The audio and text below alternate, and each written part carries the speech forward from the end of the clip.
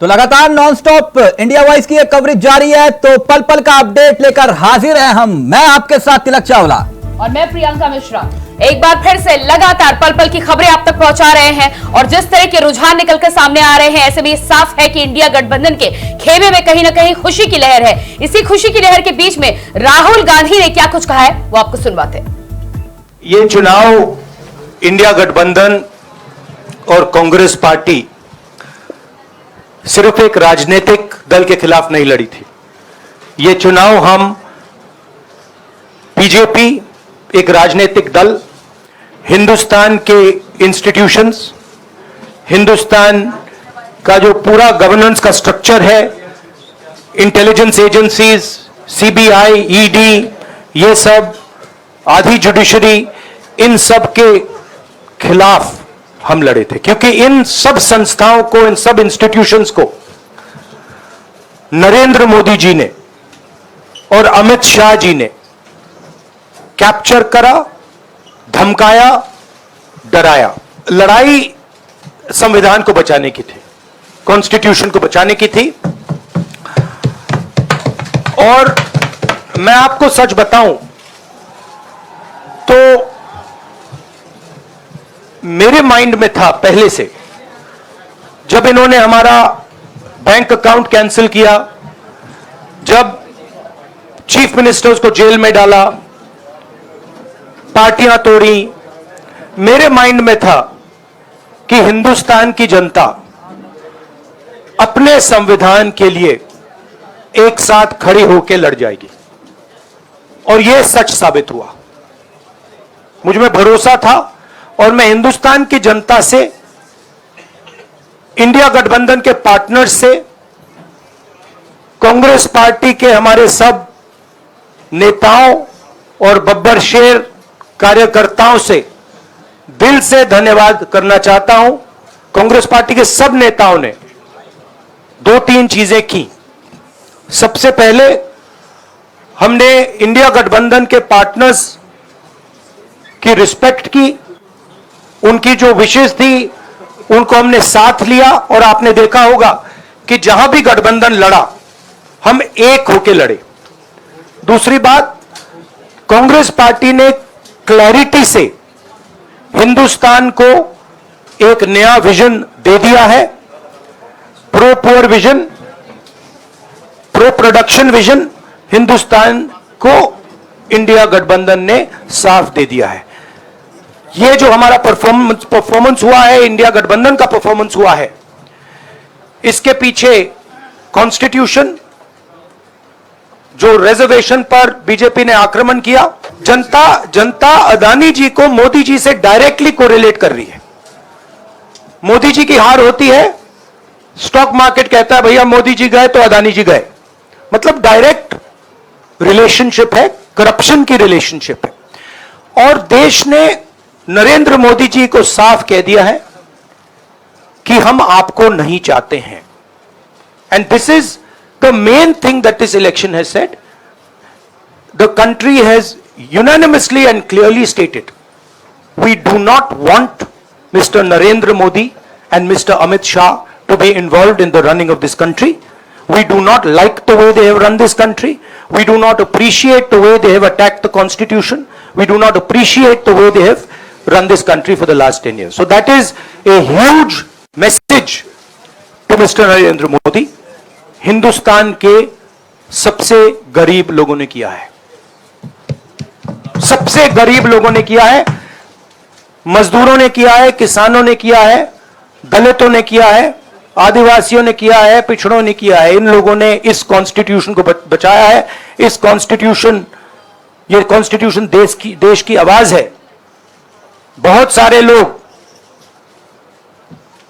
ने इसको नहीं बचाया, चुप रह गए थे, मगर हिंदुस्तान के सबसे गरीब लोग, सबसे कमजोर लोग खड़े हो गए और उन्होंने इस कॉन्स्टिट्यूशन को बचाया।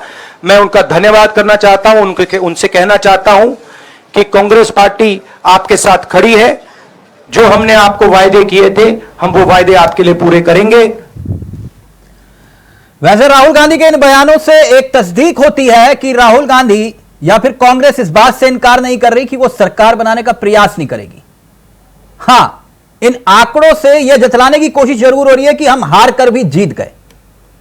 अभी यहीं पर ही ब्रेक नहीं लगा है, क्योंकि यहां खड़गे साहब जो कांग्रेस के अध्यक्ष हैं, वो क्या कुछ कह रहे हैं वो भी सुनिए, और फिर सीधा रुख करेंगे अपने मेहमानों के पास और समझने की कोशिश करेंगे कि आखिरकार पर्दे के पीछे अब खेल क्या चल रहा है। लेकिन पहले सुनिए मल्लिकार्जुन खड़गे क्या कुछ कह रहे हैं।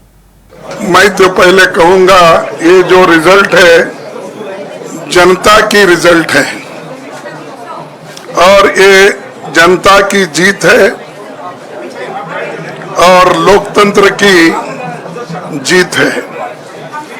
हम पहले से यही कह रहे थे कि ये लड़ाई हमारी मोदी वर्सेस जनता है, लोग हैं। तो 18वीं लोकसभा के चुनाव में हम विनम्रता से जनमत को स्वीकार करते हैं। इस बार जनता ने किसी एक दल को पूर्ण बहुमत नहीं दिया। भाजपा ने एक व्यक्ति, एक चेहरे के नाम पर वोट मांगा। अब ये स्पष्ट हो गया है कि ये मैंडेट मोदी जी के खिलाफ गया है। ये उनकी राजनीतिक और नैतिक हार है। जो व्यक्ति बार बार अपने नाम से ही हर जगह वोट मांगते थे, उनकी ये बहुत बड़ी हार है और नैतिक दृष्टि से ये तो उनको बहुत बड़ा नुकसान हुआ है।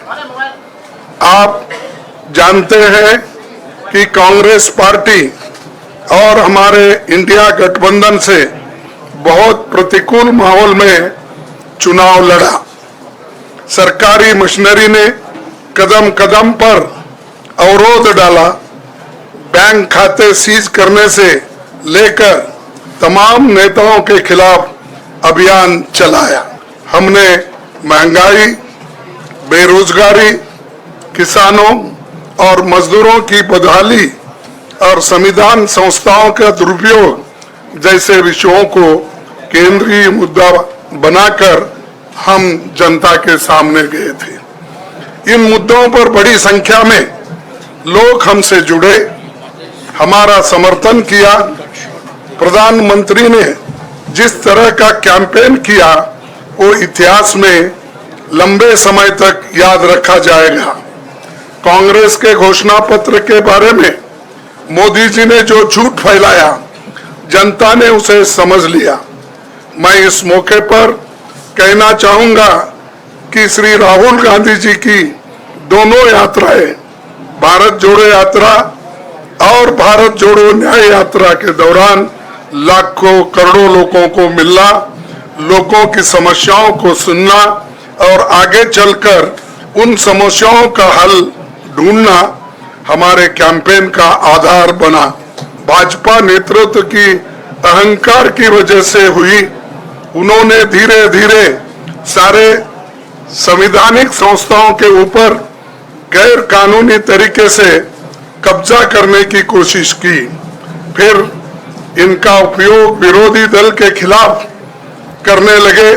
जो दब गया उसे दबा के अपने तरफ लिया, जो नहीं दबे उसकी पार्टी को तोड़ दिया, नहीं तो फिर जेल में डाल दिया।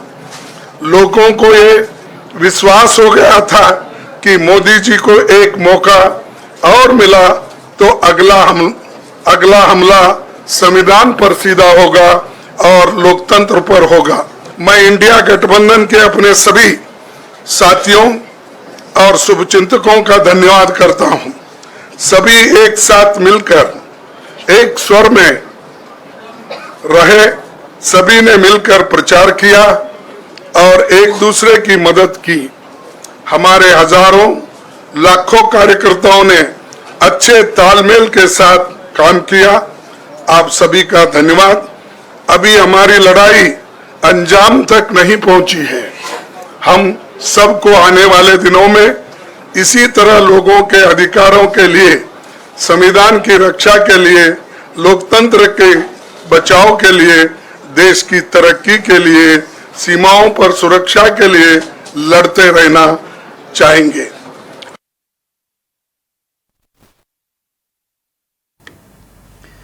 तो कुछ तस्वीरें और तस्वीरों के जरिए कहीं खुशी तो कहीं गम का आलम दिखाई दे रहा है, क्योंकि अगर बात शिवराज सिंह चौहान की करें तो ऐतिहासिक रिकॉर्ड जीत हासिल की शिवराज सिंह चौहान ने। इस बार इतिहास रचते हुए शिवराज सिंह चौहान दिखाई दिए।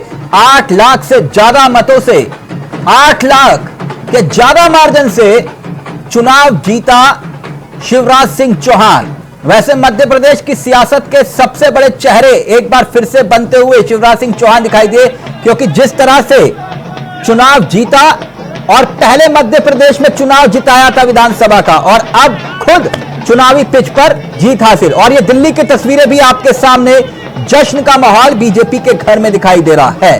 तो तस्वीरें बहुत कुछ बयां करी हैं। अवनीश जी भी हमारे साथ इस कार्यक्रम का हिस्सा हैं, और साथ ही साथ बीजेपी की तरफ से अनीता अग्रवाल पार्टी का बड़ा चेहरा है, यूपी की सियासत को बहुत करीब से देखती समझती आई हैं, और साथ ही साथ राज शर्मा कांग्रेस के तेजतर्रार चेहरों में से एक, और अवनीश प्रेमी जी हमारे चैनल हेड हमारे साथ इस कार्यक्रम का हिस्सा है। तो अवनीश, चर्चा की शुरुआत आपके साथ करना चाहेंगे। बहुत कुछ बहुत तेजी से घटा, लेकिन घटते घटते बहुत दिग्गजों के विकेट गिर गए।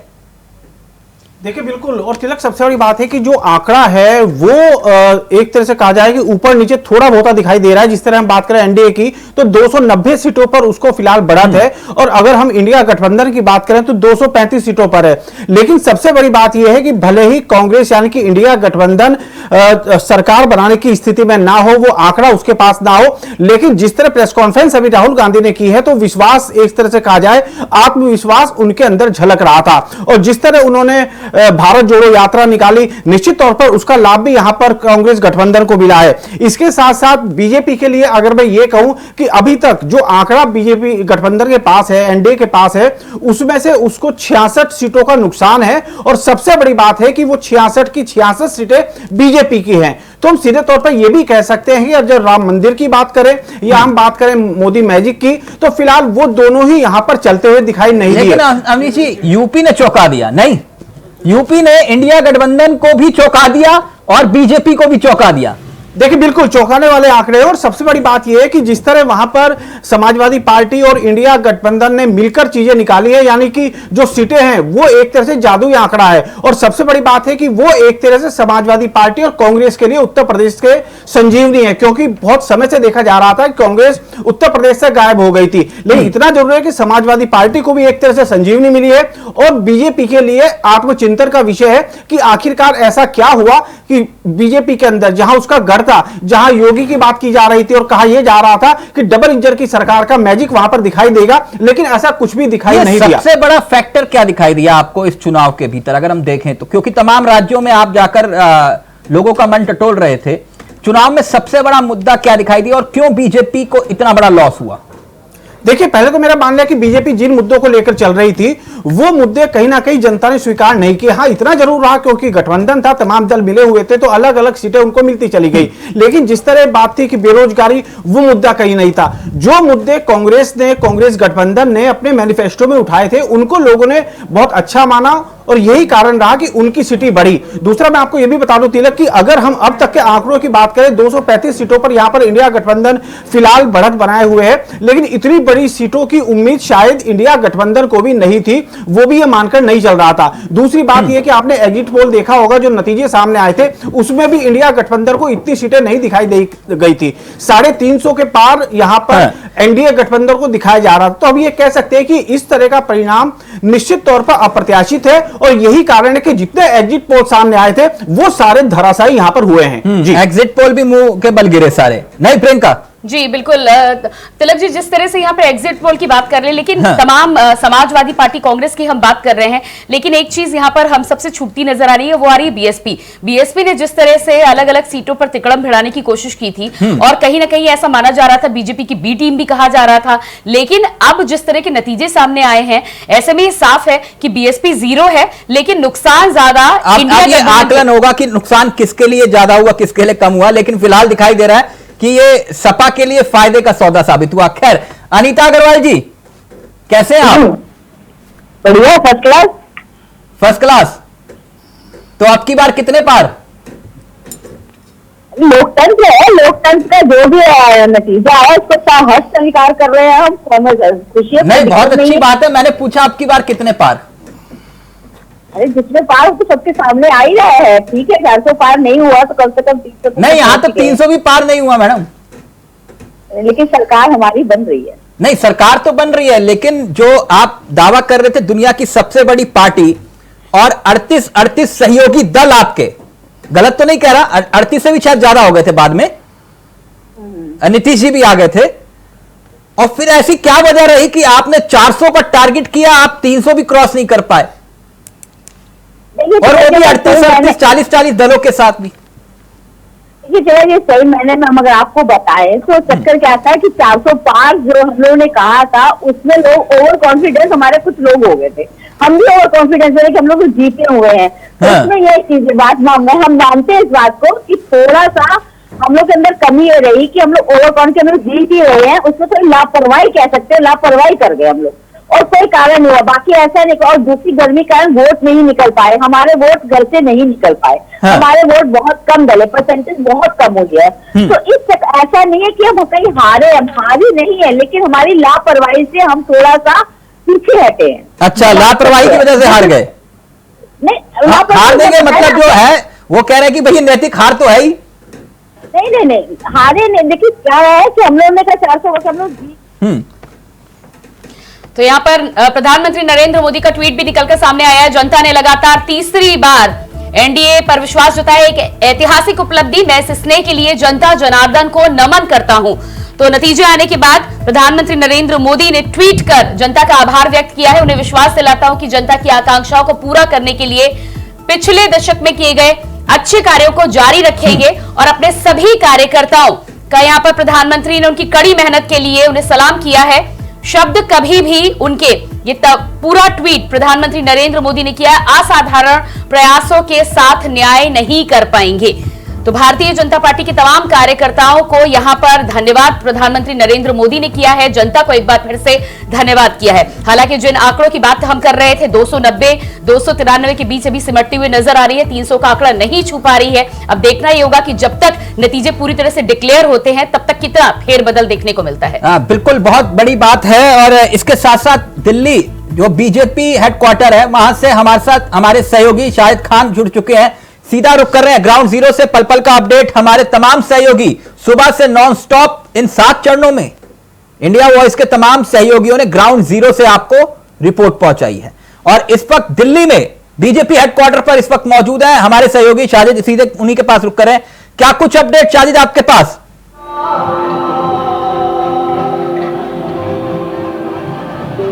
जी बिल्कुल सादिक, सुन पा रहे हैं आप मुझे? जी सादिक, आप इस समय बीजेपी हेडक्वार्टर में हैं, क्या कुछ माहौल देख पा रहे हैं? क्या वहां पर आपको महसूस हो रहा है? भारतीय जनता पार्टी के कार्यकर्ताओं की बात करें तो क्या कहना चाह रहे हैं? अगर बात आप कर सके तो वो भी कराइएगा। जी बिल्कुल, प्रधानमंत्री नरेंद्र मोदी बस पार्टी मुख्यालय से कुछ ही दूरी पर हैं। वो अब पार्टी मुख्यालय पहुंचेंगे जहां पर जनता को संबोधित करते हुए प्रधानमंत्री नरेंद्र मोदी नजर आएंगे। मेरे पीछे आप देख सकते हैं, यही वो गेट है। इस गेट के अंदर बड़ा भव्य कार्यक्रम भारतीय जनता पार्टी की तरफ से किया जा रहा है। इस जीत के बाद प्रधानमंत्री यहां संबोधित करेंगे। बड़ी तादाद में 3 लेयर सुरक्षा यहाँ पे की गई है। सुरक्षा के पुख्ता इंतजाम यहाँ पर किए गए हैं। साफ तौर पर आप ये देख सकते हैं कि पूरी तरह से सुरक्षा के पुख्ता इंतजाम है। अधिकारी लगातार जो यहाँ बाहर लोग हैं उन्हें हटाते हुए यहाँ नजर आ रहे हैं। अब से कुछ देर बाद प्रधानमंत्री नरेंद्र मोदी पहुंचेंगे। यहाँ रोड शो के जरिए लोगों का अभिवादन करते हुए प्रधानमंत्री पहुंचेंगे। बस इसी रोड से प्रधानमंत्री, बस कुछ ही देर में प्रधानमंत्री नरेंद्र मोदी का काफिला यहाँ पहुंचने वाला है, जिनका बड़ी बेसब्री से यहाँ लोग इंतजार कर रहे हैं। जी बिल्कुल सादिक, तो ये तस्वीरें हम देख पा रहे हैं, लेकिन जिस तरह के अप्रत्याशित जीत का दावा एनडीए की तरफ से, भारतीय जनता पार्टी की तरफ से किया जा रहा था, उन आंकड़ों से काफी कम नतीजे सामने निकलकर यहां पर सामने आए हैं। भारतीय जनता पार्टी में कार्यकर्ताओं की बात करें तो क्या खुशी उसी तरह से है जिस तरह से कांग्रेस कार्यालय में नजर आ रही है? जी बिल्कुल, लगातार जिस तरह से भारतीय जनता पार्टी के बड़े नेता प्रधानमंत्री मोदी भी साफ तौर पर 400 पार का नारा दे रहे थे, लेकिन वो नारा भारतीय जनता पार्टी का यहाँ पूरा होता हुआ नजर नहीं आया। गठबंधन, इंडिया गठबंधन ने पूरी तरह से भाजपा को यहाँ टक्कर दी, तो साफ तौर पर ये जो 400 पार का नारा था वो पूरा नहीं हो पाया। तो अब भी भारतीय जनता पार्टी के जो नेता है, आज हमने भाजपा के बड़े नेताओं से बातचीत करना चाहा तो उनका साफ तौर पर यही कहना था कि पूरी तरह से भारतीय जनता पार्टी पूर्ण बहुमत से सरकार बना रही है, सीट ऊपर नीचे जरूर हो जाती है, इसका हमें नहीं, कुछ कोई बदलाव दुख नहीं है। पूरी तरह से सादिक एक बात सादिक, पिछली बार हमने 2019 में देखा था, वो जोश जो था ना, वो जोश हाई था, और 2014 में वो सबसे ज्यादा जोश हाई था। लेकिन इस बार जो बीजेपी कार्यालय का नजारा भी कुछ बदला बदला सा दिखाई दे रहा है कि नहीं? जी बिल्कुल, जिस तरह से जो लहर में भारतीय जनता पार्टी को विजय प्राप्त हुई थी, वो जोश का नजारा कुछ और ही था। लेकिन आज नजारा कुछ लोग जो नेता हैं उनके चेहरे भी यहाँ मायूस नजर आए। लेकिन जो अब जैसे जैसे रुझान बढ़ते गए, लोगों में उत्साह तेजी के साथ बढ़ता गया। अगर बात की जाए प्रधानमंत्री, इसीलिए जो यहाँ जनता बड़ी तादाद में आई है, उनका अभिवादन करने के लिए प्रधानमंत्री खुद भाजपा मुख्यालय आ रहे हैं। तो साफ तौर पर जो नारा था 400 पार का, वो कहीं ना कहीं पूरा नहीं हुआ, तो उसको लेकर भी थोड़ा मन जो भाजपा कार्यकर्ता है उनका उदास नजर आ रहा है। जी चलिए सादिक, आप नजर बनाए रखिएगा, जैसे ही प्रधानमंत्री पहुंचेंगे तो आप बताइएगा, हम आपके पास रुक करेंगे। लेकिन राज शर्मा जी का आप रुक करेंगे, हमारे साथ एक दिलचस्प पैनल जुड़ा हुआ है। कुलदीप जी में हमारे साथ इस कार्यक्रम का, इस महाकवरेज का हिस्सा बन चुके हैं और शिक्षक नेता हैं और शिक्षा के स्तर पर बात करते हैं, और साथ ही साथ कहते हैं कि बात करूंगा तो मुद्दे की बात करूंगा। कुलदीप जी को भी लेंगे हम अभी चर्चा में, लेकिन पहले राज जी आपके पास आएंगे। राज जी, ये 100 सीटें जीतकर भी जश्न मना रहे हो, ये बात समझ में नहीं आई। नहीं, बात जश्न की नहीं है, बात यहाँ जश्न की नहीं है, बात यहाँ हकीकत की है। और मैं आपको एक चीज बता दूं कि पूरी बीजेपी पार्टी की ये नैतिकता की हार हुई है। ये अब इनके लिए एक नारा होना चाहिए कि अब की बार बड़ी मुश्किल से 200 पार। ये इतने घट गए हैं। और आप एक बात को देखिए ना कि पब्लिक ने क्या करा। ये लोग हल्ला मचाते थे, मैं आपके आगे बोलता था, आपको भी शायद कभी कभी लगता था मेरी बात की अतिशोक्ति बोल रहा हूं। आप अगर यूपी की बात करो तो यूपी में देखिए अयोध्या हार गई। और सबसे बड़ी बात, जो सबसे बड़ी बीजेपी की हार है, वो ये है कि प्रधानमंत्री 3.5 घंटे पीछे चले और जीते भी बड़ी मुश्किल से 1,52,54 जितने भी हजार से। मैं सोचता हूं इसके बारे में तो अब की बार तो इन्हें चिंतन करना पड़ेगा। और अब आ जाइए आप सरकार की, तो मैं अपनी बहन अनीता से कह सकता हूं, अभी खुशी मनाने का समय नहीं आया। अब आया है आपको घुंघरू की तरह बिखरने का। आप घुंघरू की तरह बिखरोगे। मतलब कहना क्या चाह रहे हैं राज जी? मैं ये कहना चाह रहा हूं कि गुंडई के बल पे फाइलें बनाने के बाद किसी भी तरह से षड्यंत्र रचकर अपने 2-4 लोगों को अपने संग रखने की जो एक आपने चेष्टा करी थी और जो आदत बना डाली थी, अब वो आदत आपको छोड़नी पड़ेगी और चेष्टा करने की तो मजाकत भी नहीं करनी पड़ेगी। अच्छा राज जी, अब एक बात तो बता दीजिए, ईवीएम सही है या अभी भी डाउट है कुछ? मैं सकारात्मक सोच का व्यक्ति हूं। अगर मेरा जो भी वर्तमान है मेरा अच्छा है तो मैं वर्तमान में रहता हूं। अच्छा, तो मीठा मीठा गप गप और कड़वा कड़वा थू थू? नहीं, मैं वैसे भी व्यक्तिगत रूप से मुझे कड़वाहट का कोई एहसास नहीं होता। नहीं तो वो अभी तो आप कह रहे हो ईवीएम सही हो गई। नहीं, मैंने सही नहीं कही। अभी एक और बात बता दूंगा। हाँ, बता दीजिए। आपने ईवीएम की बात कही, अगर ईवीएम पूरी सही होती ये 150 से नीचे आ गए होते। अच्छा, तो अभी आधी सही थी। हमारे प्रत्याशी वही जीते हैं। देखिए हमारे चैनल अमीश जी भी हंस रहे, कह रहे कि आधी कैसे सही हो सकती है और आधी गलत कैसे? मैं अभी जो मैं एक और बात, मैं अपनी बात से सुबह शाम बदलता नहीं हूं। मैं कोई प्रधानमंत्री कोई हूं, झूठ बोलता नहीं हूं कोई, मैं बीजेपी का प्रवक्ता कोई हूं। मैं ये कह रहा हूं कि जहां पे हमारा मार्जिन ज्यादा था और जहां पे मान लो हमारा, जैसे बरेली के ही सांसद, मैं दावे के संग कहता हूं, उनका मार्जिन यही था कि वो जीत जाते 30-35 हजार, 40 हजार से जीतते, वो हार गए 30 हजार से। ये हर जगह ना छोटे छोटे माइक्रो उसमें हेराफेरी करते। अब जहां पे 2 लाख से जीत रहे, जहां पे 70 हजार से जीत रहे, तो पूरी तो दोगुनी करेंगे भाई। अच्छा, आप ही देख लीजिए। अच्छा, दूसरी बात सोच लीजिए, मेरे प्रदेश के अध्यक्ष क्या नहीं कहते थे ये, उन्होंने इनके हलक में डाल दी थी वो तो अगर कोई दो प्रत्याशी ऐसे खड़े हो जाते जो ब्राह्मण ठाकुरों का वोट काट रहे होते। नहीं, वहां तो निश्चित बीजेपी रूप से कह रही है कि एनडीए की जीत जो है वो जनता का आशीर्वाद है। देखो, जनता तो सर्वोपरि है।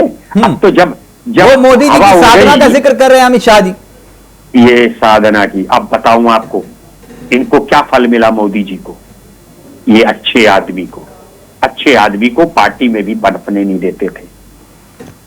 इनको तो नैतिकता के आधार पे आज ही इस्तीफा दे देना चाहिए और कहना चाहिए अच्छा, तो आप क्या मैं सरकार बनाएंगे? प्रधानमंत्री नहीं बनूंगा।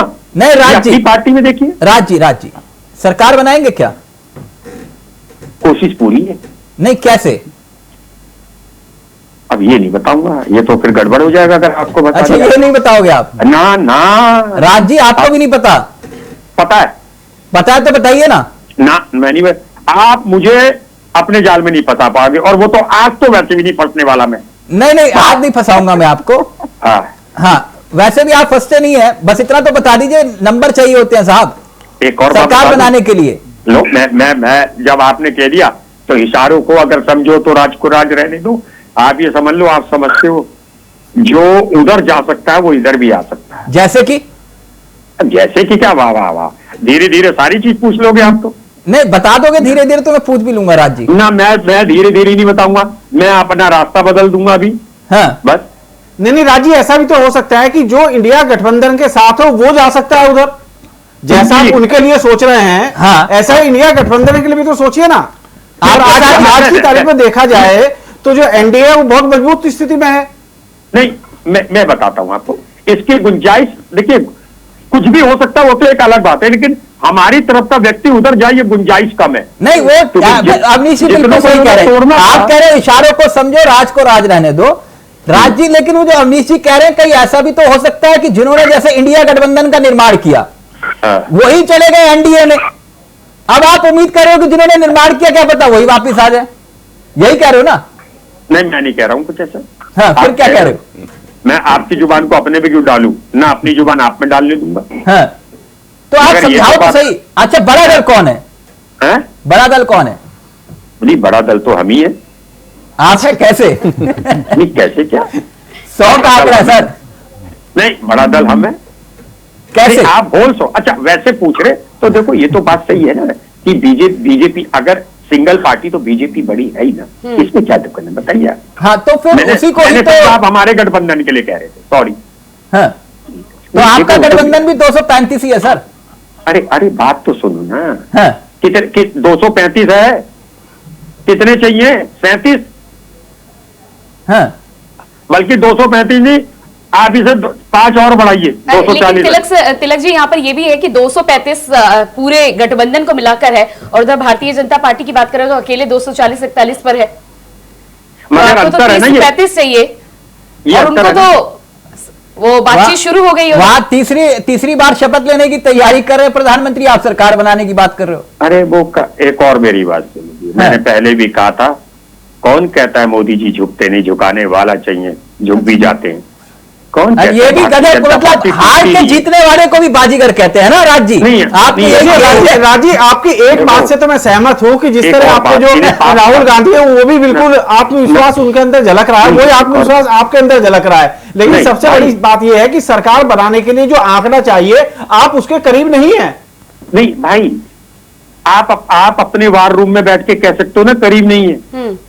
आपने तो आप अच्छा ये बताइए, आप लोगों ने ये लगाया था कभी कि ऐसे आ जाएगी? सबने क्या एग्जिट पोल क्या होते हैं? राज जी, बताओ। हमने इसीलिए एग्जिट पोल नहीं दिखाए थे। अच्छा क्या? अरे आप एक चीज बता दूं, मैं कभी अभी आ गया, मुझे आपका चैनल सबसे अच्छा लगता है, आप बायस नहीं होते हो। आप अगर कहीं आप हमें भी उछालते हो, सब आप बात करते हो जनता की। मैं दबी में आया, मैं अभी आपके कॉरेस्पॉन्डेंट का फोन आया, मैं वॉक कर रहा था, मैंने कहा मैं बोलूंगा आज, बस इसलिए बोलता हूं कि आप बायस नहीं हो। और एक और बात बता दूं, बहुत बड़ी बात है, अयोध्या हार गए। अनीता जी, थोड़ी सी आत्मा को थोड़ा सा तो झमझोर पिया करो। अयोध्या हार गए, ये राम का शराब लगा, मेरा शराब तो लगा।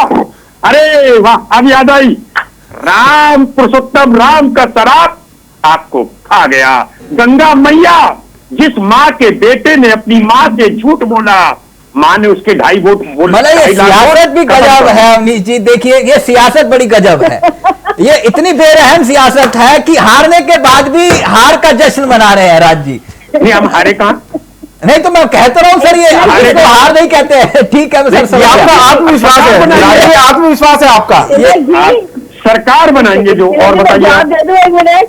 हाँ बिल्कुल अनिता जी, जल्दी से, फिर कुलदीप जी भी हमारे साथ जुड़ गए हैं। देखिए मैं ये कह रही हूँ, राज्य है फेल होकर भी खुश है। हाँ। हम पास होकर उदास है क्योंकि मैरिड में आना चाहते थे, मैरिड में नहीं आए, लेकिन पास है हम। लेकिन ये फेल होकर भी खुश है। अच्छा, वो आगे मैरिड में? अरे वाराणसी आगे मैरिड में पार कर पाए आप, क्या करते थे वो? एक बच्चा 100 में 90 मार्क्स लाता था, वही बच्चा 6 महीने बाद, वही बच्चा 8 महीने बाद 40 मार्क्स लाता है। इसका मतलब उस बच्चे की आवारागर्दी बढ़ गई। इसका मतलब अच्छा बताओ, एक बता दो। अच्छा उनके वोट उत्साहित ना होइए। आप बोल रहे थे सुन रहे थे ना, आप बोल रहे थे सुन रहे थे, अब आप भी सुन लीजिए। राक्षसों के संग रह रही हो, गलत कर रही हो बात। आप बताइए, अरे उनकी क्रेडिबिलिटी घटी नहीं गई? राक्षस लोग तो आप। मैं नैतिकता के आधार पे प्रधानमंत्री जी का इस्तीफा मांग रहा हूँ और उन्हें अगर अपने दल से प्रधानमंत्री का तो उन्हें अपनी पेंशन नहीं करनी है।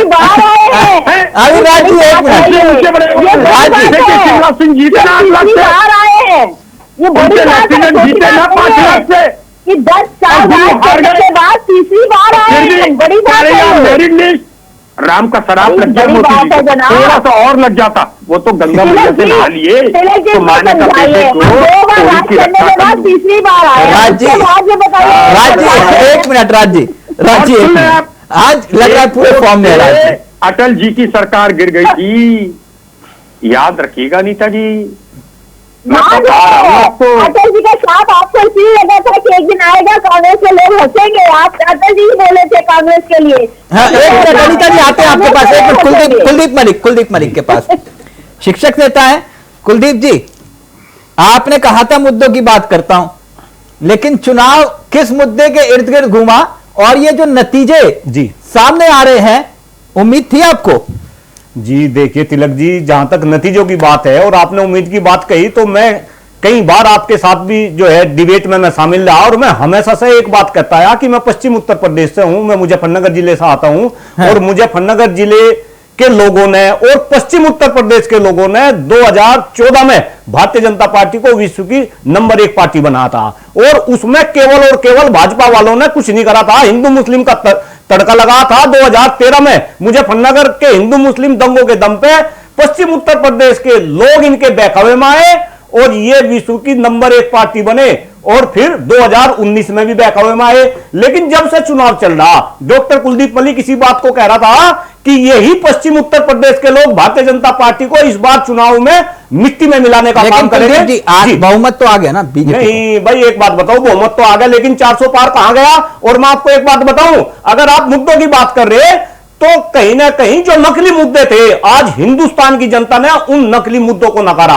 अभी आदरणीय जो है राज्य जो कांग्रेस के प्रवक्ता है वो बता रहे, और भाई ये तो सबके सामने है कि अयोध्या जैसी सीट से वे जो है चुनाव हार गए भारतीय जनता पार्टी के लोग। इसके बाद आप मेरठ से जो गोविंद जी इन्होंने उतारे थे, जो राम के अवतार थे, जो है वो भी कहीं ना कहीं अपनी सीट तो बचा गए, लेकिन वो भी चुनाव हारते हारते जो है वो जो है जीत गए।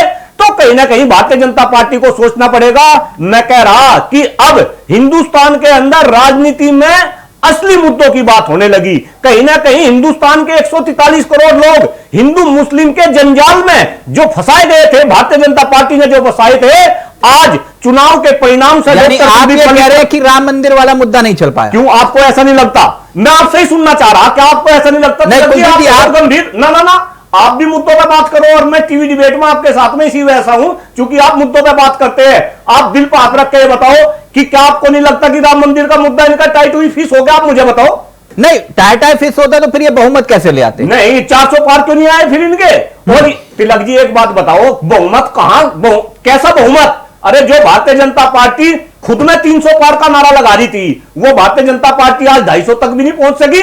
और जिस कांग्रेस को ये बोल रहे थे, और खासतौर से जो देश के गृह मंत्री आदरणीय अमित शाह जी इस बात को सुने। आदरणीय गृह मंत्री जी ये बोल रहे थे कि हिंदुस्तान को कांग्रेस मुक्त कर देंगे। आज वही कांग्रेस है जो 100 का आंकड़ा जो है क्रॉस कर रही। और देश के अंदर राहुल गांधी जी ने जिस तरीके की जो है मेहनत करी और वे मुद्दों को लेकर राजनीति में लेकर आए, उन्होंने महंगाई की बात करी, भ्रष्टाचार की बात करी, और जिस तरीके की मेहनत। सबसे बड़ा मुद्दा क्या दिखाई दिया इस चुनाव में? नहीं, जहां तक सबसे बड़ा मुद्दा है भाई, मैं तो देखो मुद्दे तो इसमें बहुत सारे आए। इसमें किसानों का मुद्दा आया, इसमें महंगाई का मुद्दा आया, इसमें भ्रष्टाचार का मुद्दा आया, और इसमें वे सारे मुद्दे आए जिन मुद्दों के दम पे 2014 से भारतीय जनता पार्टी इस देश में शासन कर रही। आप याद करो, भारतीय जनता पार्टी केवल और केवल मुद्दे के दम पे इस देश में आई थी 2014 में, और इन्होंने किसी भी मुद्दों पे काम नहीं करा। लेकिन कहीं ना कहीं विपक्ष ने और हमारे जैसे जागरूक लोगों ने वे मुद्दे जनता के बीच में उछाले और जनता को याद दिलाया, और उसी का परिणाम है कि इस तरीके के रिजल्ट हमें देखने को मिले। एक मिनट, अनीता जी, अनीता जी, आज मुझे वो याद आ रहा है कि आप लोग कहते थे जो राम को लाए हैं हम उनको लाएंगे। आप देखिए मुस्कुरा रहे हैं। मैं सिर्फ एक बात, नहीं, बहुत गंभीर विषय है ये और देश को भी समझना चाहिए। आपने कहा था कि जो राम को लाए हैं हम उनको लाएंगे, हर जगह ये गाना भी बजाया आप लोगों ने, लेकिन उसी नैरेटिव के आधार पर पूरे देश में जहां चुनाव लड़ रहे थे आप, वहीं अयोध्या आप चुनाव हार गए, और वो भी राम मंदिर बनवाने के बाद। ऐसा क्यों? देखिए, इसका चिंतन किया जाएगा, देखा जाएगा ऐसा क्यों हुआ, वो चीज आएगी। ये बात सही है, हम लोग को भी इस चीज को लग रहा है कि अयोध्या हम लोग हार गए हैं, इसमें कोई दो राय नहीं, इसमें बहुत खुशी की बात नहीं है। लेकिन हम एक चीज इतना जानते हैं कि जैसे अभी आपके सामने कांग्रेस के प्रवक्ता, नहीं, कांग्रेस के प्रवक्ता बाद में, पहले मैं इस सवाल का उत्तर चाहूंगा आपसे। अनीता जी, बहुत गंभीर विषय है। आपने हर मंच पर यह बात कही कि हमने राम मंदिर बनवाया और जनता ने आपको अयोध्या से चुनाव हरा दिया, क्यों? हमने क्या कहा, राम मंदिर बनवाए, इसमें कोई दो राय नहीं, राम मंदिर बना है और राम मंदिर तो यानी आप मानते हैं ना कि जनता धर्म के आधार पर राजनीति पसंद नहीं कर रही है? हम क्या करें, अयोध्या में हमारे हैं, इसकी वजह हम लोग देखेंगे, चिंतन करेंगे ऐसा क्यों हुआ। ये तो बात की बात है, जिसमें देखना पड़ेगा कि आपको हैरानी नहीं हुई कि प्रभु राम ने आपको फिर इस हिसाब से आशीर्वाद नहीं दिया अयोध्या में? नहीं, देखिए, प्रभु राम आया, प्रभु राम ने पूरा आशीर्वाद दिया, सरकार की वो तीसरी बात बन रही है। हम कैसे कहते हैं झूठ? देखिए, एक चीज बता दें, हम प्रभु राम को कभी कोई दोष नहीं दे सकते। ये तो नकली राम के चक्कर में पड़े थे, इन्हें राम प्रभु राम कहाँ आशीर्वाद देंगे? और उन्होंने हमारी नकली राम के चक्कर में। एक मिनट, राजी प्लीज, अनीता जी एक बात, अच्छा एक बात, एक सवाल हो, कभी भगवान कभी किसी का खराब नहीं करते, तो हमारे क्या करेंगे? जी, अवनीश जी सवाल पूछना चाह रहे हैं, फिर मेरा सवाल होगा अनीता जी आपसे। अवनीश जी, मैं आपसे एक सवाल पूछूंगा कि जिस तरह आपने नारा दिया था, आपके प्रधानमंत्री ने नारा दिया था, गृह मंत्री ने नारा दिया था कि 400 पार, तो आखिर आप ही बता दीजिए क्या कारण रहे कि आप जो है अभी तक जो देखा जाए 290 तक सिमटे हैं, 300 का आंकड़ा भी आप पार नहीं कर पाए, क्या कारण आप खुद मानते हैं? देखिए अवनीश जी, मैंने सबसे पहले यही कारण बताया कि हम लोग थोड़े ओवर कॉन्फिडेंस हो गए थे कि 400 पार हम आ ही रहे हैं, हमें कोई दिक्कत नहीं है, हम जीते हुए हैं। लेकिन एक लापरवाही हुई है। दूसरी सबसे बड़ी बात एक को बता दें, इतनी गर्मी में तो हमारे वोट बाहर निकले नहीं है, क्योंकि आप चाहते हो कि हम लोग कैसे आराम से बैठे। अच्छा, आप वोट बाहर नहीं निकले, मतलब समझे नहीं हम? अरे मतलब जो आप देखिए एसी में बैठे हैं, सब बैठे हुए, वोट बाहर ही नहीं निकले। नहीं तो आपका वोटर कौन है जो इनका वोटर बाहर निकला? वो आपका वोटर कौन है? वोटर आप देखिए परसेंटेज बहुत कम हुई है। एक बात और भी है, जो 290 सीटें आप लाई हैं वो कौन से वोटर थे? फिर अगर आपका वोटर नहीं निकला तो इतनी जो आपको पता सरकार बनाने का मौका दिया जा रहा है, वो वोटर कौन सा था? अमीर जी ने पूरी बात सुन लीजिए। जैसे हमने कहा ना 400 पार, तो हम लोग जैसे कहते हैं ना, ये हम लोग जीते हुए हैं, हमें कोई दिक्कत नहीं, हम लोग निश्चित एकदम से माइंड में फ्री कि हम लोग जीते हुए, मतलब वो मेहनत उस साल से जिस तरह से करनी चाहिए थी वो नहीं कर पाए, लापरवाही हुई। जिसका वोटर जैसे अच्छा अनीता जी, उन्होंने भी सोचा कि हम लोग जीत ही रहे हैं। एक छोटा सा सवाल पूछूं, नाराज नहीं होंगे आप? लापरवाही से हमारे काम हुए हैं, जहाँ हम लोग हारे नहीं है, फिर हम आपको बता रहे हैं अनीता जी, लापरवाही जो हुई है ये हम मानते हैं, अनीता जी हम स्वीकार करते हैं। अनीता जी, एक छोटा सा सवाल पूछ लूं, नाराज तो नहीं हो गया आप? ऐसे होते नहीं हो, मैं फिर नहीं, हम नाराज क्यों होंगे? सवाल पूछना आपका काम है, हमारा बताना काम है। ये रायबरेली और अमेठी में पन्ना प्रमुख नहीं बनाया था क्या? देखिए रायबरेली शुरू से उनकी फिर ऐसा नहीं है कि रायबरेली पहले हम लोग थे, वही तो, हाँ अमेठी की जहाँ तक बात है उसकी हमको तकलीफ है, सोचते क्योंकि हमें अमेठी उम्मीद नहीं थी कि हम हारेंगे। नहीं, रायबरेली जहां आप कह रहे थे कि भाई इनका बोरिया बिस्तरा बंद करके हम 80 में से 80 सीटें लाएंगे, राहुल गांधी बैक टू मैंने क्या कहा? 4 लाख वोटों से जीते हैं, रिकॉर्ड वोटों से जीते हैं, 4 लाख वोट है। हमने सबसे पहले आपसे क्या कहा कि हम लोग 400 पार में लापरवाही थोड़ी सी ओवर कॉन्फिडेंस हो गए। ये थोड़ी सी लापरवाही नहीं है मैडम, ये 4 लाख वोट तो कुछ और बयां कर रहे हैं। कॉन्फिडेंस, एक होता है कॉन्फिडेंस, एक होता है ओवर कॉन्फिडेंस। अच्छा तो फिर एक बात बताइए, ये अब कॉन्फिडेंस पे आ रहा हूं, एक मिनट रुकिए ना। ये जो अनीता जी, ये स्मृति ईरानी मैडम जो हैं, वहां क्या दिक्कत हो गई? हमने कहा ना जब जीते हुए हैं हम सब जगह, तो मैंने कहा ना थोड़े समय देखो कैसे आपने जैसे हमें लेसन पास है, हमने पढ़ा हुआ है। एक आप कार्यकर्ता ने स्मृति ईरानी जी को हरा दिया कांग्रेस के, कौशल किशोर हार गए जो हाँ, बड़े चेहरे थे। जी बिल्कुल, उसी सीट के आसपास की बेल्ट की बात कर ले तो अमेठी, रायबरेली और मोहनलालगंज की सीट, लखनऊ की सीट की बात करें तो राजनाथ सिंह नगर की सीट बचाने में कामयाब रहे, लेकिन लखनऊ की सीटों की बात करें तो लाइन से वो तीनों सीटें जो है वो बीजेपी के खाते से जाती हुई नजर आई। अनीता जी बाकी सब ठीक है, वो टैनी साहब भी हार गए चुनाव, पता चला? दिग्गज थे अधिकांश हार रहे हैं देखा जाए तो। वो टैनी जी, आप मुस्कुरा रहे हैं, टैनी जी भी, हाँ, यानी तो किसानों का मुद्दा, इसका मतलब जो है नाराज से तभी ये हाल हुआ, अब तो मानेंगे आप? वजह क्या देखिए, और पंजाब में भी यही स्थिति रही आपकी? देखिए पंजाब में तो देखिए आप शुरू से जानते हैं कि पंजाब में अभी हमारी स्थिति मजबूत नहीं है। क्यों? पहले भी नहीं थी, आज अकाली दल के साथ हमारा समझौता रहता था, लेकिन इस बार हम इंडिपेंडेंट लड़े थे, किसी के साथ नहीं थे। तो ठीक है पंजाब में वोट हमको मिले, ऐसा नहीं कि हमको वोट नहीं मिले, हमारे पास वोट नहीं है, ऐसा नहीं, पंजाब में वोट भी हमको अच्छे मिले हैं। लेकिन हम ये कह रहे हैं कि हम लोग चिंतन इस बात का करेंगे कि आखिर ऐसा क्यों हुआ। अच्छा एक बात है, सरकार बनाने के बावजूद भी, बहुमत के आंकड़े छूने के बावजूद अमित जी लेकिन फिर भी ये सवालों से गिर रहे हैं। फिर भी सवाल बार दिलचस्प चुनाव हुए। देखिए सवालों से गिर रहे हैं। अगर हम बात करें अग्रवाल जी, जैसे आप बता रही कि आप चिंतन करेंगे, आपको क्या उत्तर प्रदेश के अंदर ये स्थिति थी? और आपको बता दो दोबारा, आप जब तक आप नहीं जुड़े थे, अगर हम एनडीए की बात करें 66 सीट ऐसी हैं जिनका नुकसान यहां पर एनडीए को है, और उसमें से सारी की सारी सीटें जो हैं वो भारतीय जनता पार्टी की है। ये भी आपको सोचने वाली बात होगी। उत्तर प्रदेश के अंदर जो हालात पैदा हुए हैं, जो स्थिति फिलहाल है, उसको लेकर आप क्या कहेंगी?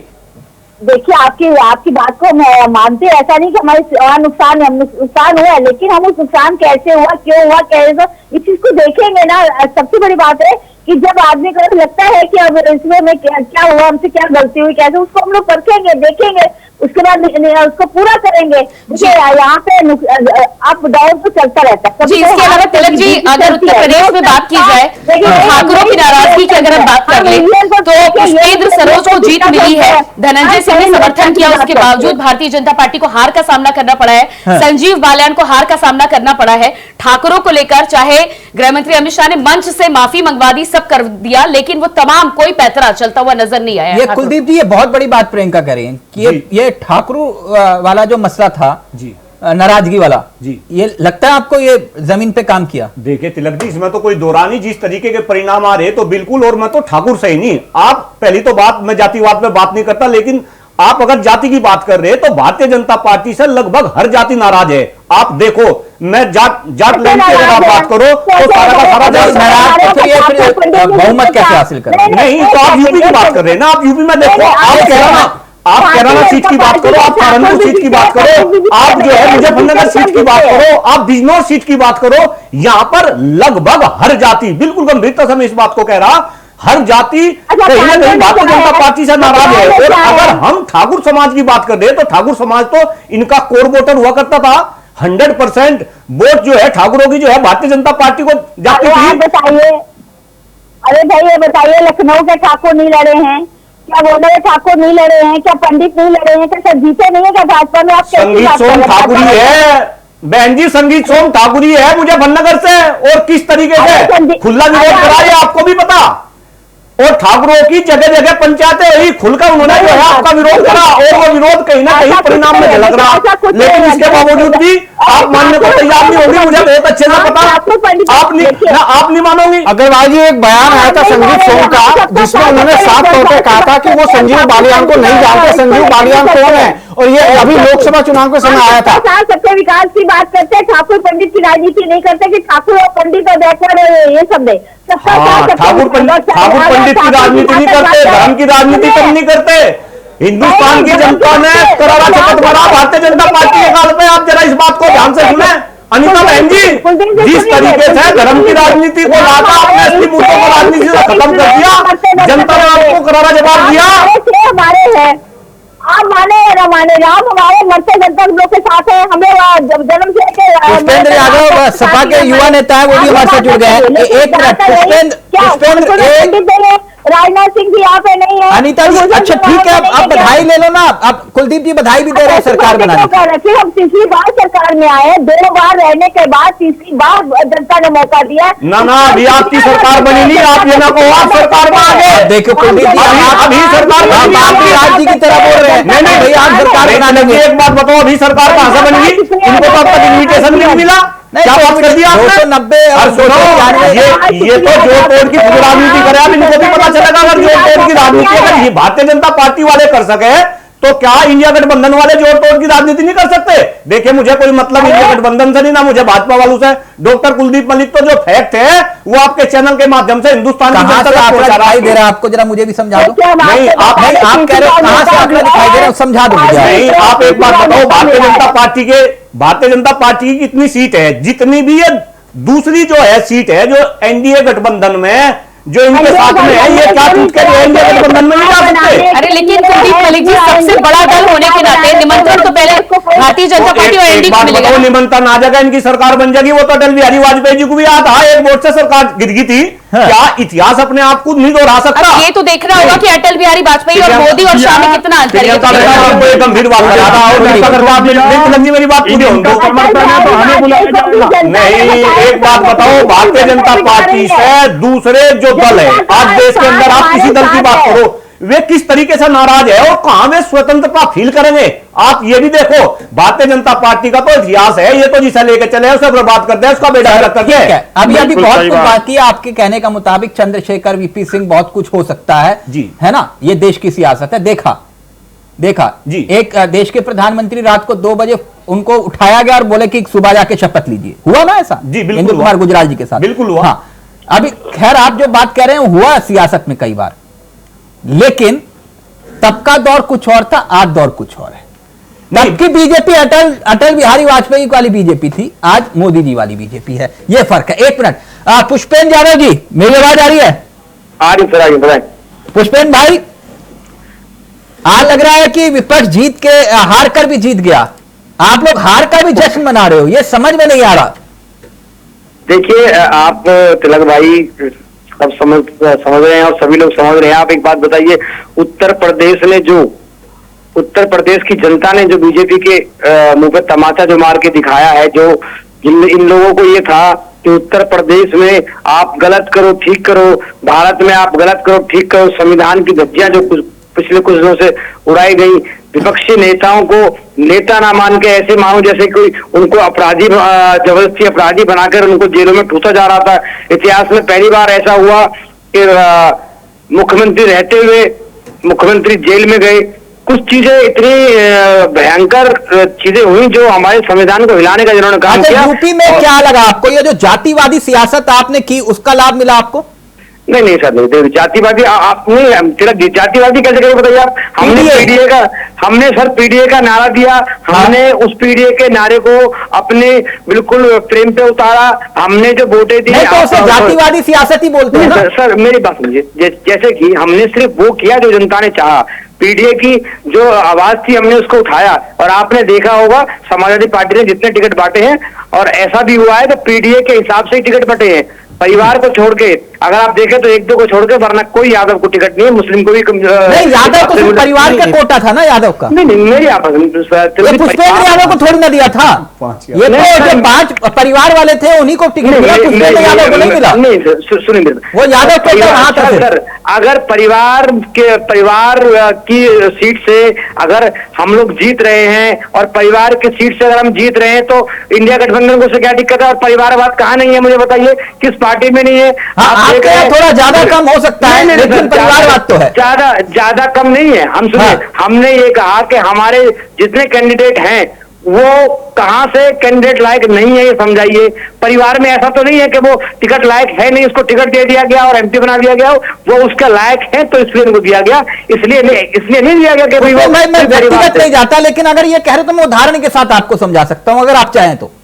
देखिए, आज ये उदाहरण फिर कभी लेंगे, आज तो आज नहीं समझाओ, नहीं कहो तो मैं उदाहरण दे दूं आपको। नहीं ये सब फिर कहीं बात करेंगे। आज तो मैं पहले बधाई पूरे भारत की जनता को जिन्होंने, अनीता अग्रवाल जी को भी बधाई दे दो थोड़ी सी।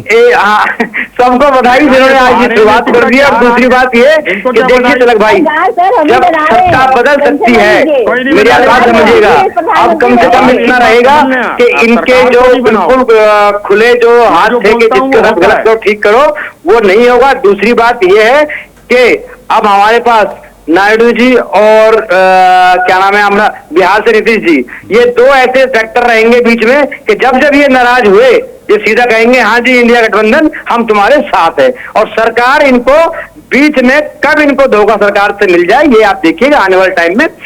अच्छा, पूरा होमवर्क करके बैठे हैं यादव जी। अरे सर देखिए ना, मैं बता रहा हूँ, हमको देखो हम अपने हिसाब से बैठे हैं और ये होना तय है, क्योंकि अब किस को आप लोग वो करेंगे, लेकिन फिर भी ये, और आपको पता है नीतीश जी का तो इतिहास रहा है, वो कहते हैं मैं सबके साथ हूँ हैं। और पलटने में जब जो सरकार उन्होंने बिहार में गिराई थी, क्या तेजस्वी जी ने कोई कमी करी थी क्या उनके साथ करने में? उनको ज्यादा सीटें रहते हुए भी उनको मुख्यमंत्री बनाया। अवनी जी देख रहे हैं, कॉन्फिडेंस देख रहे हैं कि भाई ऐसे नहीं तो ऐसे, ऐसे नहीं तो ऐसे। सर देखिए, ये राजनीति है, राजनीति में ये, और यही बात कुलदीप जी कह रहे थे, यही बात राज जी कह रहे हैं, कि अभी सरकार बनाई तो नहीं है, बनाएंगे तब देखेंगे। देखिए सर ठीक है, हम कह रहे हैं पहले बधाई इस बात की जनता को कि उन्होंने शुरुआत कर दी है संविधान को, जो हमारा नारा था कि संविधान को संविधान बच गया कि नहीं? अब संविधान को सर संविधान को बचाने की लड़ाई में पहला कदम बढ़ चुका है। राज जी बता देंगे, ये संविधान बचा नहीं बचा। राज जी वो राहुल जी हाथ में हाथ भी लेकर आए थे वो। तिलक भाई आप एक बात समझिए, जब हम संसद में मजबूत है तो कम से कम इतना है कि हम मजबूत है तो हम गलत तो अब नहीं होने देंगे, इतने हम आपको बिल्कुल पक्के तौर पे कहें। कम से कम आज एक बात फाइनल कर ही दो आप सब मिलके, क्योंकि आप यहाँ बैठे हो दोनों। राज जी ये ईवीएम वाला मसला भी फाइनल कर दो आज, ये अब ईवीएम सही है या गलत है? सर मैं उसका जवाब भी आपको दूंगा। मैं एक ही बात कहता हूँ, हाँ, जहाँ पे ईवीएम में 25, 30, 40 हजार का हेर फेर कर सकते थे। राहुल गांधी 4 लाख वोटों से जीते ईवीएम से, सही है या गलत है? अगर ईवीएम सही हो, अगर वो 4 लाख से डिंपल यादव 2 लाख से ज्यादा, एक मिनट सही है गलत?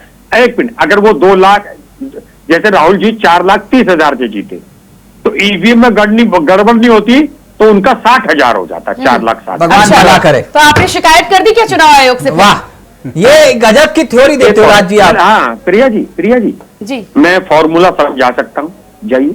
नहीं समझा दीजिए आप, दीजिए आप, और ये भी बता दीजिए कि जहां जहां आपको शक है, शिकायत भेज रहे हैं क्या आप? रिकाउंटिंग करवाने के लिए आगे बढ़ेंगे क्या? अगर इतना कॉन्फिडेंस है तो डीएम की लिस्ट तो बता नहीं पाए, ईडी का इंस्पेक्टर नहीं हूं। अच्छा एक और बात, एक विधानसभा में आपको भी नहीं पता होगा कितनी वो लगती होगी, 400 से 425 ईवीएम लगती है, ठीक है? और ये हर जगह अगर 2000 की वो करते हैं, 1000 की हेराफेरी कर लेते पूरे उसमें ईवीएम में। ईवीएम में भूत भी होते हैं, तो बताओ कितना होगा? तो आप तो सीधे सीधे चुनाव आयोग की ट्रांसपेरेंसी पर सवाल उठा रहे हैं। आप बोल रहे हैं अवनीश जी मुस्कुरा रहे हैं। अच्छा एक और मेरी बात सुनो, अवनीश जी को मुस्कुराने का अधिकार है? नहीं, वो 18-19 साल से पत्रकारिता कर रहे हैं, वो कह रहे हैं कि मैंने तो कभी ऐसा चुनाव नहीं देखा। अच्छा एक और बात, राजी एक बात बताइए, जहां जहां आपके कैंडिडेट जीते हैं और जहां आपके कैंडिडेट हारे हैं, वहां कौन सी ईवीएम थी जिसकी वजह से जीत गए और जिसकी वजह से हार गए? मैं बोल रहा हूं, मैंने बोला नहीं क्या कि अगर मान लो जहां पे हमारा प्रत्याशी 2 लाख से जीता, अगर वहां ये हेरा फेरी नहीं करते तो वहां 2,20,000 30,000 थे। अच्छा ये बता दीजिए ईवीएम में हेरा फेरी का फॉर्मूला क्या है, फिर आपको पता होगा कैसे करते हैं ईवीएम में हेरा फेरी। अच्छा प्रिया जी, बैलेट में तो माना जा सकता था, ईवीएम में बता दें आप। प्रिया जी शायद आपको पता नहीं, मैं आर्मी से हूँ, मैं कोई इंजीनियर नहीं। नहीं तो आप समझा दीजिए, मुझे नहीं पता इसलिए मैं जब आप ये दावा कर रहे हैं नहीं पता आर्मी से हैं, सीधा फायर करते हैं, भाई अच्छा, एक मैनुअल बार में मेरी तो आप बात- गलती कर सकते हैं, कैलकुलेटर में आप गलती करें तो मुझे समझ नहीं आ रहा, आप समझा दें मुझे कैसे होती है। अच्छा प्रिया जी, आपने एक बात देखी होगी भारतीय जनता पार्टी के, अभी अनीता मेरी बहन भी बैठी है, वो भी ऐसे झुक झुक के टू ऐसे दिखा देते हैं। मैं कभी नहीं देखता, मैं जो बोलता हूं दिल से बोलता हूं, क्योंकि मेरे पे आप ऐसा मेरे मत नेता बोलिए पर- राज जी, ये प्रियंका है, ये इंडिया वॉइस वाली प्रियंका। आपके यहाँ जो बड़ी मैडम है, ये यहाँ पर भी बड़ी मैडम है। तो अगर ये वहां बड़ी मैडम है, ये मेरे से उम्र में छोटी है, हाँ। मेरे लिए नहीं, मैं बहन बिल्कुल जैसी छोटी होती हूँ। है। अच्छा, एक बात- मैं जानकारी लेना चाह रही हूँ, आप बस मुझे जानकारी दे दें, जिज्ञासा थोड़ी ज्यादा है, बस जानना चाह रही हूँ आपसे। अच्छा, मैं ये कह रहा कि मैं अपनी छोटी बहन को, छोटी हो मेरे से, मैं आपको सार्वजनिक रूप से जानकारी नहीं दे सकता। अच्छा मत दो, चलो जानकारी, चैप्टर क्लोज करो। फोन कर कुलदीप लीजिएगा, पंडित, मुझे आपके पास मेरा नंबर है ही, मुझे फोन करना, जानकारी स्ट्रिक्ट दे दूंगा, बिल्कुल। अभी नहीं दूंगा, समझे करो बात को। नहीं नहीं, ये जिज्ञासा जानना जरूरी है, जो फॉर्मूला आपने बताया है। आप अच्छा, एक बात मैं पूछना चाहता हूँ, 200 से ज्यादा, एक मिनट आप सुन लो, 200 से ज्यादा रैली मेरे प्रदेश का मुख्यमंत्री करता हो, 250 से ज्यादा रैली मेरे देश का 52 इंच का सीना लेके प्रधानमंत्री करता हो। इन लोगों ने क्या करा? क्या करा? आप अयोध्या क्यों हारे? अनीता बहन बताओ क्यों हारे? नकली राम को नीरज से उतार दिया। और सुनिए, एक मिनट तिलक भाई, आपने क्यों नहीं पूछा? जिस प्रत्याशी में यही नहीं पता यहाँ के मुद्दे क्या है, वो जीत में चले जाएंगे। अरे सपा या कांग्रेस का प्रत्याशी जीतता, नीरज का काम करता। नकली राम के सहारे रहोगे, असली वक्त से वंचित हो जाओगे। राज जी, अनीता जी प्लीज एक मिनट, पास हो गए। आप मुद्दे पर आइए, एक आप मिनट। तो फेल होकर भी खुश है, हम तो मेरिट में आने चाहते थे, पास हो गए, तब भी हम उदास है। आप बताइए, आप फेल होकर असली राम ने तो आपको बख्शा नहीं, शराब दे दिया। मैं तो कहता हूँ कि अगला जन्म आप लोगों का कौशल होगा। असली राम ने कहा इन्हें भटकने दो। अच्छा बताओ, मोदी जी के क्या कहोगे? अच्छा बहन, एक शब्द बता दो, मैं तिलक भाई 3 ही सेकंड बोलूंगा। मोदी जी के 2 से 2.25 लाख वोट घटे, क्या कारण क्या है? कारण क्या है? क्या कारण है? क्यों घट गए? अनीता बहन बता दो, सच बोलना देवी का रूप हो।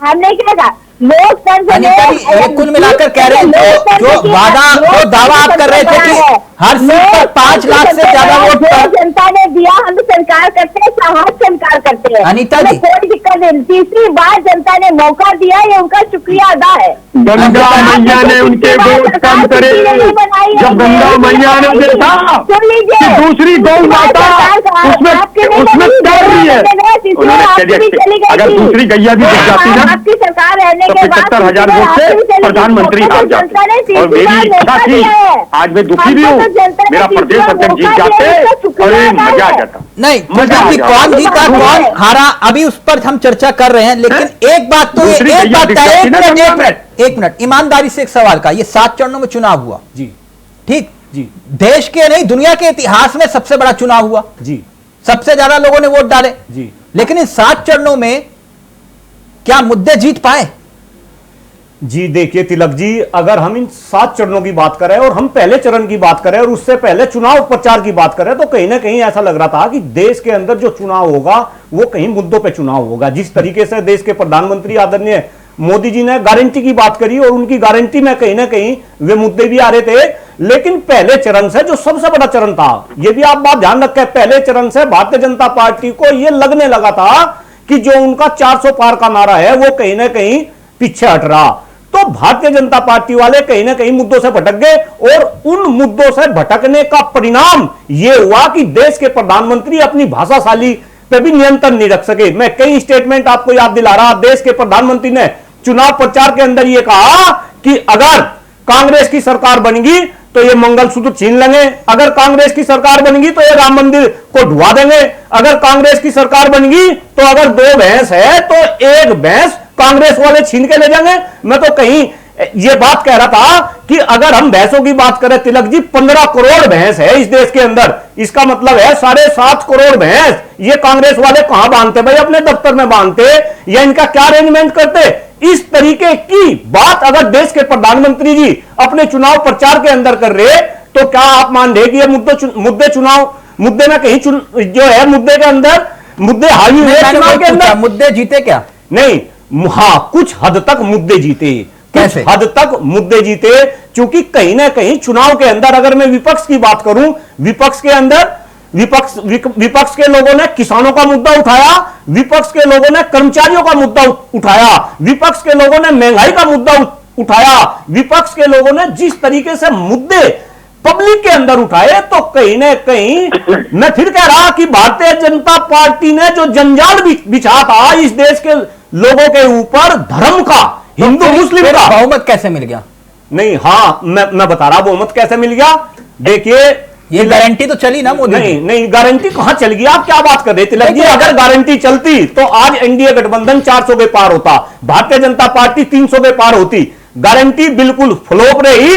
देखो, जैसे जैसे इन्होंने अपने चंगुल में फंसाया था, अब धीरे धीरे इनके चंगुल से लोग निकलने शुरू हो गए। आप इसको पॉजिटिव दृष्टि से देखें, और आप देखें जिस तरीके से जो है, अमित जी इनको आशा की किरण दिखाई दे रहे, कह रहे हैं हमें इन नतीजों में। नहीं, मैं कुलदीप जी की बात से इत्तेफाक रखता हूं। सबसे बड़ी बात यह है कि जैसा इन्होंने कहा, जो भाषा शैली जो रही है उसका भी बहुत असर रहा है। अगर मैं प्रधानमंत्री जी की बात करूं तो लगातार जो उनके संबोधन रहे हैं वो सीधे सीधे राहुल गांधी, उनके परिवार पर, उनकी माता जी पर अटैक करते हुए दिखाई दिए। लेकिन अगर मैं राहुल गांधी की बात करूं, उनके इस दौरान जो संबोधन रहे वो हमेशा मोदी जी को मोदी जी ही लगाया है। अगर उन्होंने अमित शाह की बात की है तो उसके आगे भी शाह लगाया है, और उन्होंने कोई भी पारिवारिक टिप्पणी, किसी तरह के आरोप नहीं लगाए। तो ये कहीं ना कहीं पब्लिक के दिमाग में चीजें बैठी। दूसरा क्या है, हमारे देश की हम जनता की बात करें तो वो भावनात्मक होती है, वो दिल से सोचती है, और ये सारी चीजें कहीं ना कहीं वोटरों के दिमाग में रही हैं। दूसरी बात क्या है कि जिस तरह लगातार राहुल गांधी यहां कहते रहे हैं कि वो नफरत के बाजार में मोहब्बत की दुकान खोलना चाहते हैं, तो कहीं ना कहीं जो समझदार लोग थे उन्होंने इस चीज को समझा है कि हाँ, बहुत ज्यादा लंबे समय तक हम हिंदू मुस्लिम जातिवाद परिवारवाद पर नहीं चल सकते। और यही कारण रहा कि जितनी उम्मीद यहां जाति वाली सियासत तो सपा ने भी की ना। नहीं, वो सब ने की, लेकिन मेरा कहना यह है कि जिस तरह आंकड़ों की बात करें, जिस तरह वोट एनडीए के द्वारा दिए गए, अगर उन सबको देखा जाए तो इतनी उम्मीद शायद मुझे लगता है भारतीय जनता पार्टी को नहीं थी, और इसीलिए वो 400 पार की बात करती रही। और जहां तक इंडिया गठबंधन की है उसको भी इतनी उम्मीद नहीं थी इतनी सीटें वो लेंगे। लेकिन इतना जरूर है, मैं फिर कह रहा हूं, कुलदीप जी की बात से पूरी तरह इत्तेफाक रखता हूं कि अपने भाषणों के दौरान, अपने संबोधनों के दौरान, जनसभाओं को संबोधित करने के दौरान जिस तरह की भाषा शैली का प्रयोग बीजेपी के बड़े नेताओं ने किया, बड़े चेहरों ने किया, बड़े नामों में किया, कहीं ना कहीं राहुल गांधी उससे बचते हुए दिखाई दिए। और उनका जो शैली थी वो सदी हुई शैली थी, बहुत आधार पर नहीं दिखाई दी। यही हुआ ना। अच्छा, सबसे बड़ा फैक्टर क्या लगता है आपको? उम्मीद से ज्यादा आ गया ना यूपी में आपके? देखिए सर, पहली मैं बधाई दूं कि मैं अपनी बहन जी से कहना चाहूंगा कि राम हमारे हैं और राम पब्लिक। जाओगे क्या राम मंदिर अब? अरे सर, एक बात, अयोध्या से इतनी बड़ी जीत मिली तो राम ने बुलाया है ना हमको। हाँ, तो राम ने आपको भी बुला लिया। सर देखिए, चलिए, प्रभु राम तो सबको बुलाते हैं। देखिए, मैं आपसे कहना चाह रहा हूँ, एक भ्रम जो लोगों में था, जब जो फैलाया गया था कि राम हमारे, तो चले जाओ, राम हमारे भी हैं।